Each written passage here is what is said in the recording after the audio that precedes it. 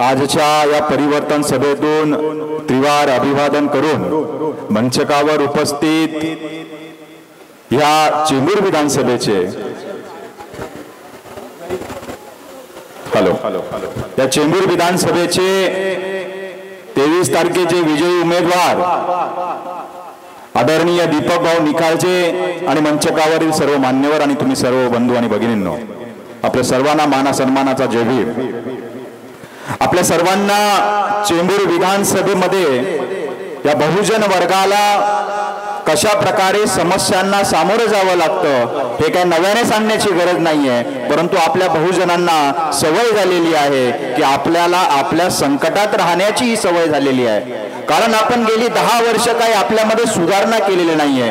ज्या उमेदवाराला आपण या ठिकाणी निवडून देतो तो निवडलेला उमेदवार आपल्या बहुजनांच्या विचारासाठी काम करतो की नाही हे आपण कधी तपासत नाही। आणि म्हणून यंदा संधी आहे या 2024च्या चेंबूर विधानसभेमध्ये आपल्या हक्काचा, आपल्या निळ्या झेंड्याचा स्वाभिमानी उमेदवार म्हणून दीपक भाऊ निकाळजे आहेत। आपण त्यांच्या पाठीमागे येत्या 20 तारखेला खंबीरपणे उभं राहावं अशी मला आपल्या सर्वांना विनंती करायची आहे। चेंबूरमध्ये अनेक समस्या आहेत।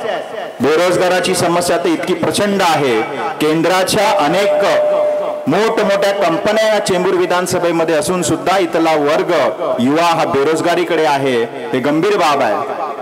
त्यानंतर या बहुजन वर्गाची मुलं नशेच्या आहारी कशा प्रकारे गेलेली आहेत याच्यावरही वाचा फोडण्यासाठी आपली माणसं त्या ठिकाणी विधानसभेमध्ये जाणं गरजेचं आहे। तर 10 वर्षापासून ह्या चेंबूर विधानसभेचा विकास झालाय की नाही हे आपल्या सर्वांना माहिती आहे। आपण ह्या झोपडपट्ट्यांमध्येच वस्तावलेलो आहे। या झोपडपट्ट्यांमधून बाहेर कधी निघण्यासाठी जेव्हा आपला माणूस स्वाभिमानाने मैदानात उभा राहील तेव्हा आपण प्रामाणिकपणे या झोपडपट्ट्यातून बाहेर पडू असं मला या ठिकाणी वाटतं। आणि ह्या झोपडपट्ट्यातून आणि अनेक समस्यातून जर बाहेर पडायचं असेल तर भाऊंना आपल्याला वोट करायचं आहे। या ठिकाणी भाऊंचे प्रतिस्पर्धी 2 सेनेचे उमेदवार आहेत। एका सेनेच्या उमेदवाराने समोर उभं राहत असलेलं सामाजिक न्याय भवनाचं बांधकाम गेली 10 वर्ष थांबवलेलं आहे। मग आपण त्याला वोट देणार का असं मनाशी आपण गाठ बांधली पाहिजे।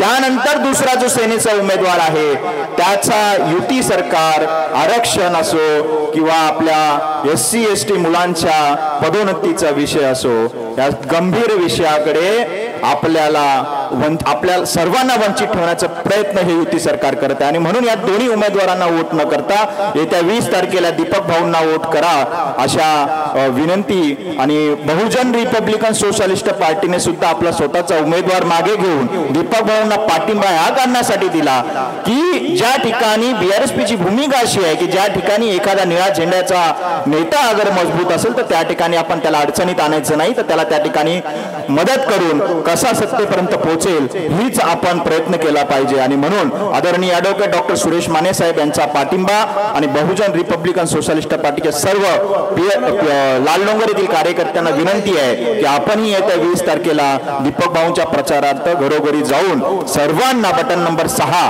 ऑटो रिक्षा निशाणी समोर मतदान करण्यासाठी आपण हमें लाइक करें। मुंबई और महाराष्ट्र से जुड़ी हर खबर के लिए STV न्यूज को सब्सक्राइब करें, बेल आइकॉन को प्रेस करें और पाएं ताजा तरीन खबरें।